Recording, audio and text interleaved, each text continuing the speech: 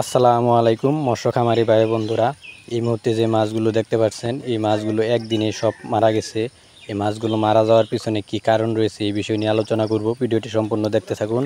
চাষ করে দ্রুত আয় করা যায়, তবে এটি চাষ করতে বেশ কিছু সমস্যায় পড়তে হয়।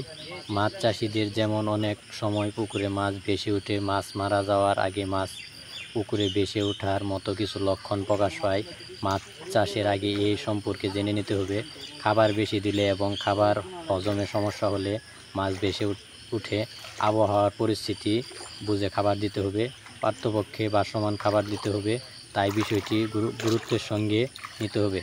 জানতে হবে মাছ বাসার কারণ কি, প্রতিকার কি হতে পারে এবং কি পরিচর্যা নিলে অক্সিজেনের কমতি হবে না। এই মাছগুলো দেখতে পাচ্ছেন, এগুলো হচ্ছে পাঙ্গাস মাছের পোনা। মানুষ সূত্রামি করে বিষ দিয়ে দিছে। মাছের সঙ্গে কেমন শত্রুতা, আসলে বর্তমান সময়ে কারো ভালো কেউ চায় না। এই জন্য সবাই সাবধানে মাছ চাষ করবেন। ধন্যবাদ সবাইকে। ভিডিওটি কেমন লাগলো অবশ্যই কমেন্ট করে জানাবেন। আজকে এই পর্যন্তই। আসসালামু আলাইকুম।